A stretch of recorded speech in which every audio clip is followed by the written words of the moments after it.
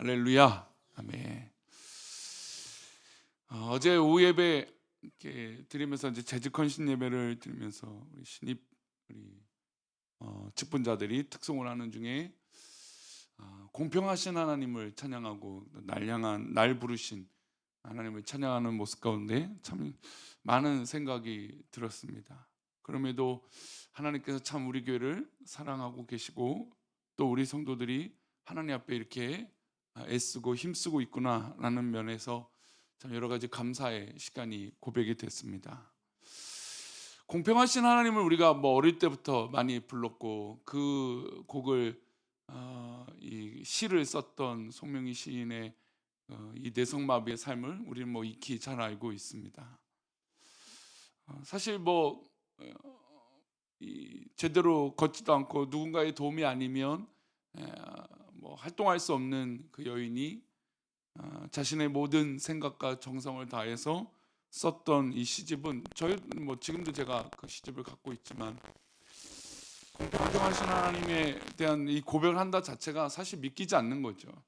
아니, 저런 몸과 저런 이 생활의 삶을 보고 뭐가 그렇게 기뻐할 수 있을까? 뭐가 하나님이 공평하다라고 말할 수 있을까? 태어날 때부터 불공평한 것은 아닌가? 저런 삶이 과연 어떨까? 그런 생각이 들면서 공평하신 하나님을 말한다는 것 자체가 사실 기적 아닌가?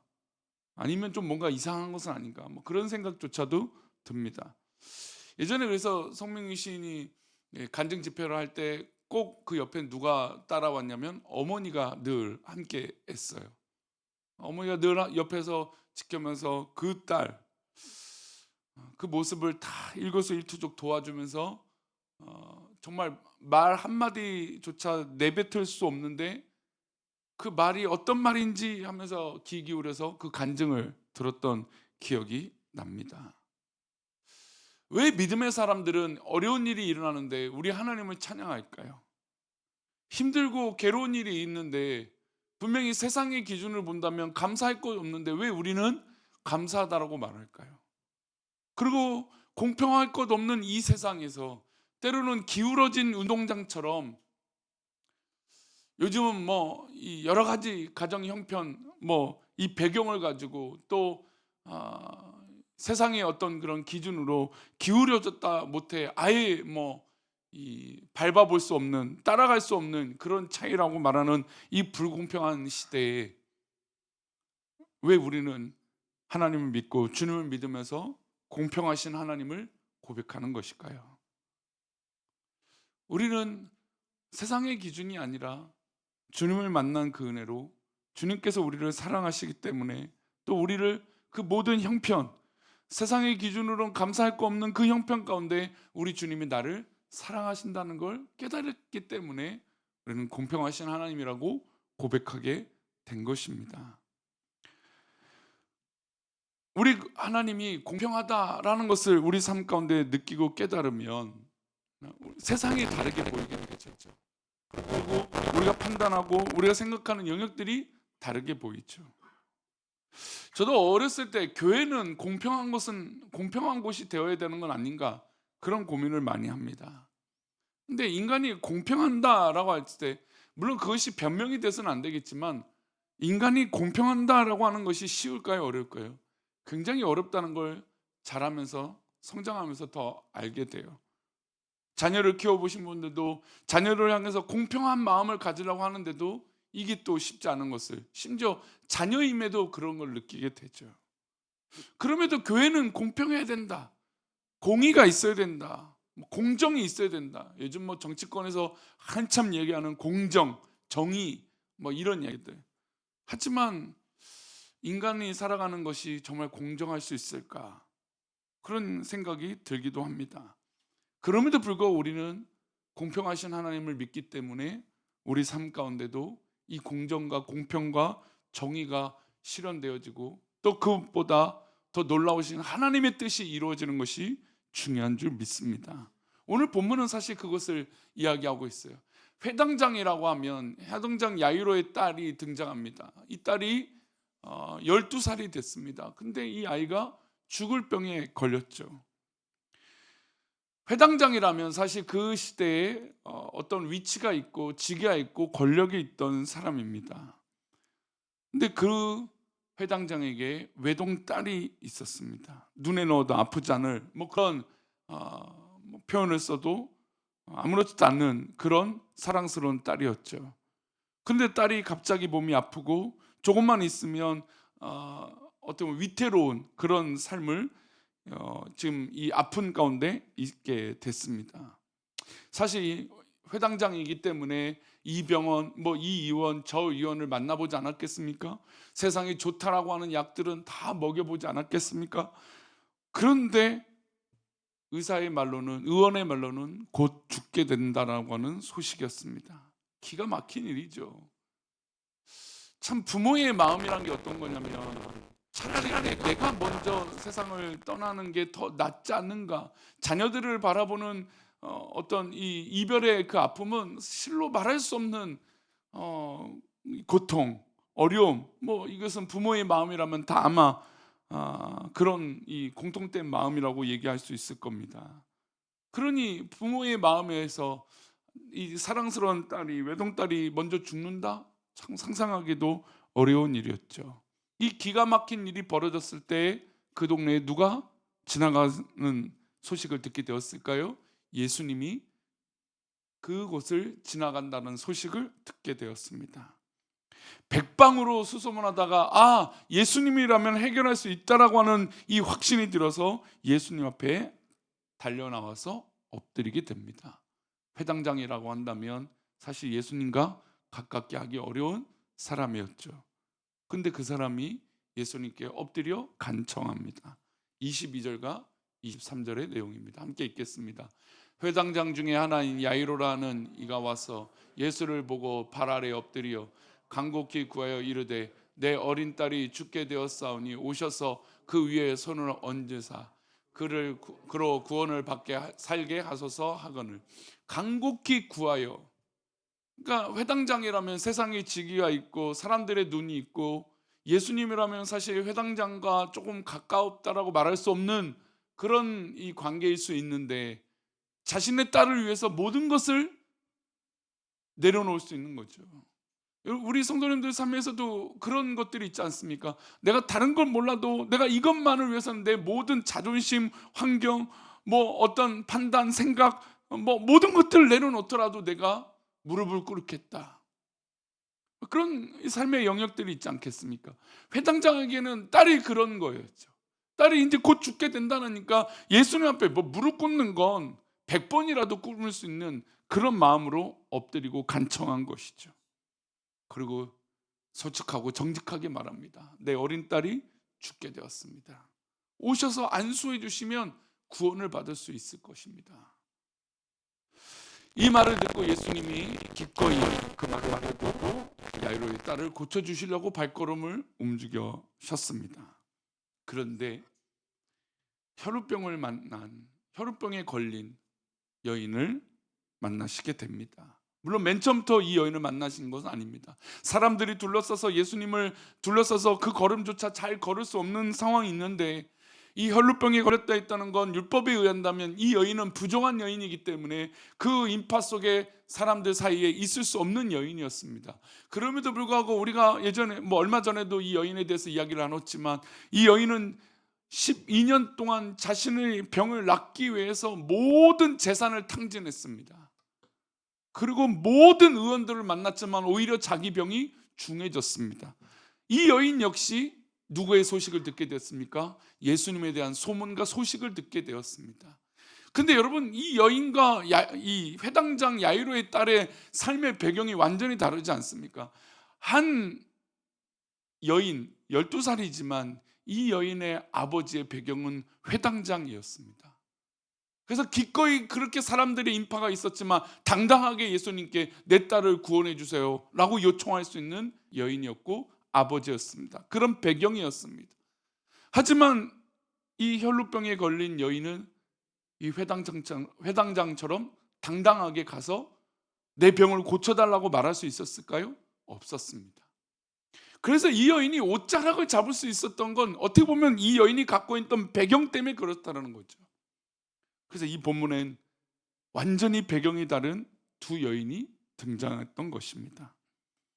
이 여인은, 혈우병에 걸린 이 여인은 모든 재산을 탕진했습니다. 그리고 진짜 자기도 이 병에 죽을 수밖에 없겠구나 하다가 예수님이 오신다는 소문을 듣고 용기를 냈습니다. 여인은 예수님께 당당히 구하지도 못한 그런 배경과 환경이었습니다. 그리고 자기 스스로도 나는 부정한 사람이라고 알고 있었던 여인이었습니다. 그 여인이 예수님께 나아갑니다. 25절과 26절입니다. 함께 읽어보겠습니다. 12회를 혈루증으로 알아온 한 여자가 있어 많은 의사에게 많은 괴로움을 받았고 가진 것도 다 허비하였으되 아무 효험이 없고 도리어 더 중하여졌던 차에, 네, 이 여인 역시 12년 동안 혈루병에 걸렸습니다. 아까 말씀드렸던 야이로의 딸도 몇 살입니까? 12년입니다. 어떻게 보면 이 10이라고 하는 숫자가 성경에 상징하는 여러 숫자 중에 있겠지만 이 본문에서는 12년이라고 하는 똑같은 질병에 걸려서 세월의 시간에 무게를 견디고 있었습니다. 물론 야이로의 딸은 뭐 언제 어떻게 걸렸는지 나오지 않았지만 12살이라고 하는 그 어린 소녀예요. 그리고 이 여인은 12년 동안 고생을 했습니다. 삶의 배경과 환경이 다릅니다. 근데 야이로의 딸을 고쳐주려고 걸어가고 있는 와중에 이 여인은 예수님의 옷자락을 붙들고 자신의 병이 나은 것을 깨닫게 됐습니다. 자, 그런데 예수님이 이 걸음을 멈추셨어요. 자, 그러면 회당장의 입장에서는 빨리 한시라도 자신의 딸이 죽어가고 있으니까 예수님이 한시라도 빨리 가시기를 바랬어요. 근데 예수님이 걸음을 멈췄어요. 그리고 자신에게 능력이 나갔다는 걸 말씀하시면서 내 옷자락을 잡은 여인이 누구냐, 사람이 누구냐라고 그 수많은 사람들에서 찾고 계셨습니다. 그 여인은 말씀드린 대로 사람들 앞에 드러날 수 없었던 여인이었습니다. 부정한 사람이었습니다. 그런데 그 여인이 이 예수님이 나를 찾고 계신다는 걸 알게 되었습니다. 그리고 예수님 앞에 자신의 모습을 드러내고 자기가 옷자락을 붙잡았다는 것을 고백하게 됩니다. 이 시간의 흐름 속에 초조한 한 사람이 있었어요. 바로 회당장 야이로였죠. 회당장 야이로는 결국 자신의 딸이 죽게 되는 것을 이 상황 가운데 경험하게 됩니다. 자, 그럼 야이로의 입장에서는 누가 불공평해 보였을까요? 또 이 상황을 받아들이기 쉬웠을까요? 그렇지 않았겠죠. 자신의 딸이 죽어가고 있는데 이 상황을 어떻게 견딜 수 있겠습니까? 그리고 지금 한시라도 그 걸음을 재촉해서 빨리 갔으면 좋겠는데 예수님이 저러고 계시니 이해할 수 없었겠죠. 그리고 자신의 배경과 권력이 있으니 뭐 어떤 힘이라도 쏟아서 예수님을 억지라도 움직여야 되는데 이 찰나에 자신의 딸이 죽게 되는 소식을 듣게 되었습니다. 그러면 이 상황과 이 판단 가운데 있었을 때 예수님을 바라보는 이 두 사람의 입장은 어떻게 됐을까요? 이제 인생 역전이죠. 12년 동안 몸이 아파 유출병으로 피가 나오는 병으로 너무너무 괴로운 가운데 있던 이 여인은 이제 예수님을 직접 만남으로 해방을 얻게 되었습니다. 반대로 평생의 회당장이라고 하는 삶을 살았던 아버지의 딸은 죽게 되었고 그 아이 아버지 야이로는 마음이 상했을 겁니다.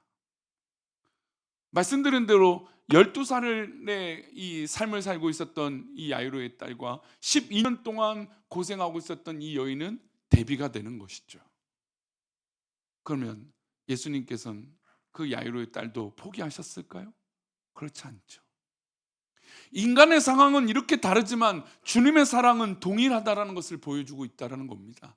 야이로의 어떤 회당장이라고 하는 배경을 갖고 있던 유출병을 갖고 있어갖고 저주받은 병, 사람들에게 외면받던 병을 갖고 있던 이 여인일지라도 예수님은 동일한 사랑을 보여주신 것입니다.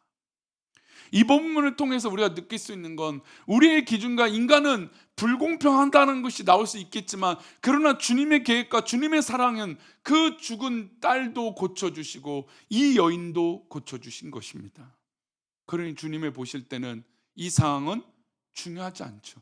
우리의 입장에서는 내 딸이 죽어가고 있는 안타까운 상황이 벌어지고 있고, 이 여인의 입장에서는 자신이 저주받은 병이었기 때문에 괴로움에 있었을 것입니다. 그러나 주님의 입장에서는 똑같은 불쌍한 영혼이라는 것이죠. 그러니 우리가 상황이 다르고 형편이 다르고 여건이 다르고 어떻게 보면 인간적인 기준으로 불공평하다라고 하는 그렇게 느끼는 그 상황일지라도 우리가 겪고 있는 모든 고통은 주님께서 알고 계신 겁니다. 그런 우리가 2월 한 달도 소망을 가질 수 있는 것이죠. 하나님이 인도하시고 하나님이 우리 주님께서 알고 계시니 내 형편과 여건이 어려울지라도, 그리고 내가 다른 사람과 다를지라도 그 모든 다른 상황을 우리 주님은 알고 계신 것입니다. 그러니 그 인간적인 기준과 판단에 그 마음을 빼앗기지 마시고, 주님이 나를 사랑하신다, 주님이 내 모든 형편을 알고 계신다, 주님이 나를 죽기까지 사랑하신다는 것을 잊지 마시고 오늘도 모든 것을 내려놓고 주님 앞에 기도하는, 그래서 응답받는, 그리고 이 혈루병에 걸린 여인에게 우리 주님이 말씀하신 것처럼 딸아 이제 안심하라, 평안히 가라, 내가 이 병에서 놓아주리라. 이 놀라우신 은혜, 그리고 이 야이로의 딸을 다시 살려주신 놀라운 은혜를 우리 삶의 현장에서 누리고 응답받는 우리 성도들의 삶이 되시기를 축원합니다. 기도하겠습니다. 하나님 아버지, 2월 한 달 우리가 살다 보면 하나님 어렵고 때로는 이것이 공평하지 않다라고 느껴지는 그런 안타까운 일이 우리 삶 가운데 벌어질 수도 있습니다. 그런 하나님, 우리가 그것에 꽂혀서 내 모든 이성적인 또 믿음의 판단들을 포기하거나 원망하는 것이 아니라 결국 그 모든 것을 알고 계시며 그 모든 것을 인도해 주시는 우리 주님이 계신다는 것을 믿고 그 모든 형편에서 오직 주님만 바라봄으로 믿음으로 이겨나가는 우리 모든 성도들의 삶이 되도록 인도하여 주옵소서. 결국에 우리 삶 속에 공평하신 하나님을 만나게 하여 주옵소서. 우리의 삶 속에 날 향한 날 부르신 그 하나님을 만나게 하여 주옵소서. 그래서 우리 영혼이 자유하게 하여 주시고 2월 한 달 살아갈 때 그 치열한 인간적인 그 괴로움과 고통 가운데 하나님, 내 신앙의 눈이 다른 곳에 꽂혀 있는 것이 아니라 오직 주님만 바라보며 공평하신 우리 하나님을 바라보며 결국 이 모든 것들을 인도하여 주실 우리 주님을 바라보며 믿음으로 승리하는 우리 귀한 성도들의 삶이 되도록 인도하여 주옵소서.